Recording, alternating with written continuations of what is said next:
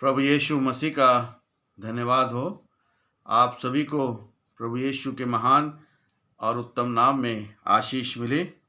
आज का जो मेरा ये टॉपिक है, ये है हमारा व्यवहार, एटीट्यूड।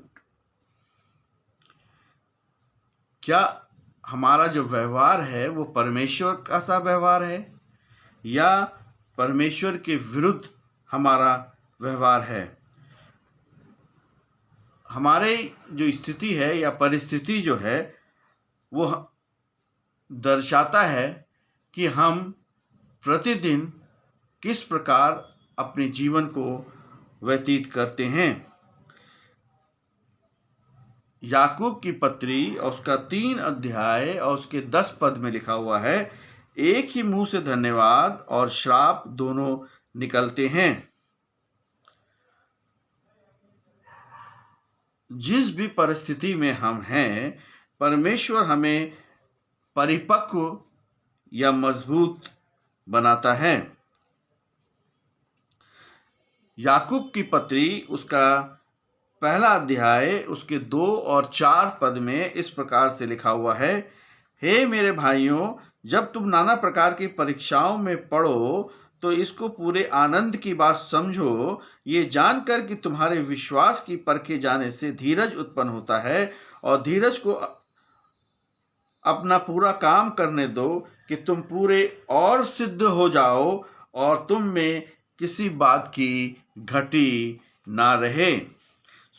हमें जो है इस बात को ध्यान में रखना होगा कि हमें किसी भी प्रकार की घटी जो है वो हमारे जीवन में नहीं होनी चाहिए, क्योंकि जो भी घटियां हैं उन सब से परमेश्वर हमको निकालने में पूरा सहायक है।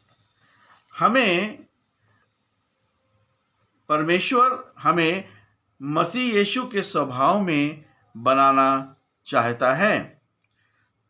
मत्ती की इंजील उसका 5 अध्याय और उसके 16 पद में लिखा हुआ है, इसी प्रकार तुम्हारा उजियाला मनुष्यों के सामने इस प्रकार चमके कि तुम्हारे भले कामों को देखकर जो पिता जो स्वर्ग में है उसकी बड़ाई हो। हमारी जो परिस्थिति है ऐसा व्यवहार उत्पन्न करती है कि हम परमेश्वर के साथ और परमेश्वर के विरोध में व्यवहार करते हैं, और ज़्यादातर जब हम परमेश्वर के विरोध में व्यवहार करते हैं तो वो जानबूझकर होता है।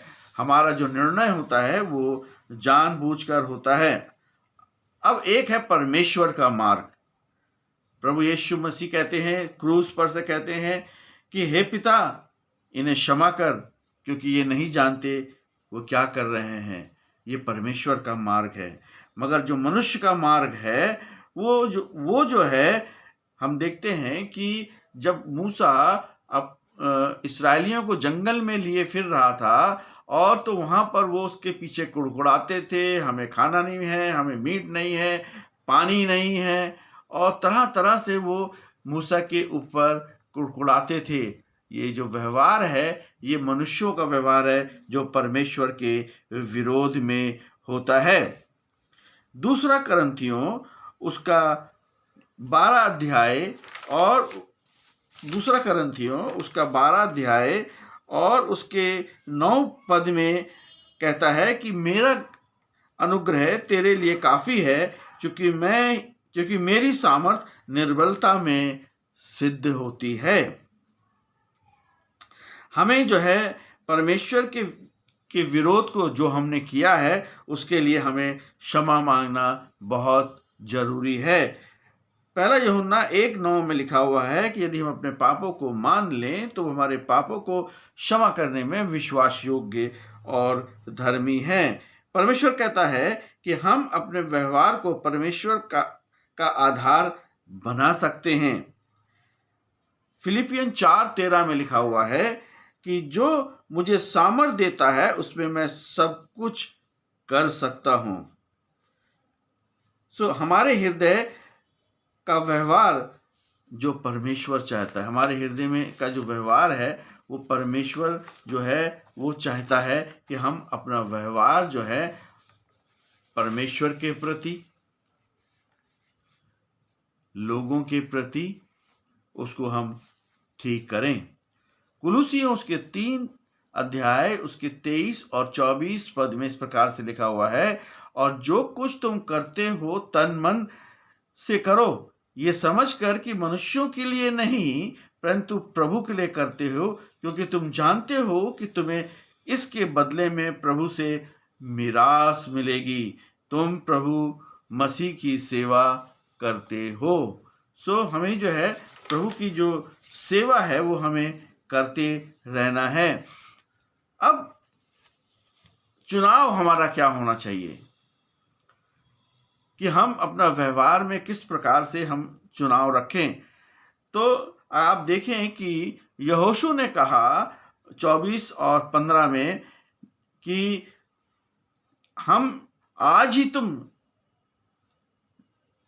जान लो, आज ही तुम पहचान लो कि आज से तुम किसकी सेवा करोगे, मगर मैं अपने परिवार के साथ अपने परमेश्वर की सेवा करूंगा।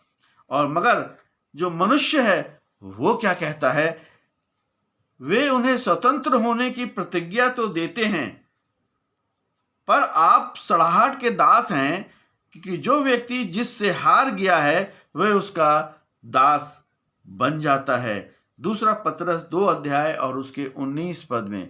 इसलिए परमेश्वर का वचन के द्वारा हमें ये बात पता लगती है कि हमें अपने व्यवहार को परमेश्वर के प्रति सुधारना है, हमें मसीह के स्वभाव में आगे बढ़ना है।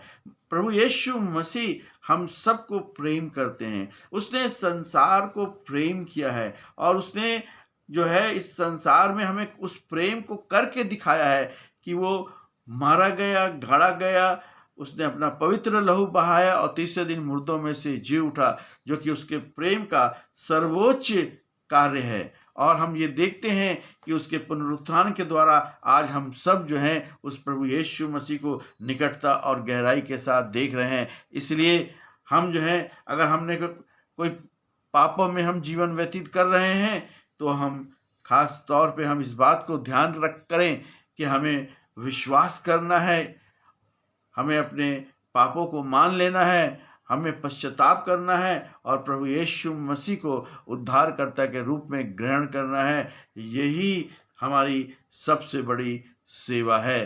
प्रभु यीशु मसीह आप सभी को आशीष दे और आने वाले समय में आप सबको अपनी महिमा के लिए इस्तेमाल करे। आमीन।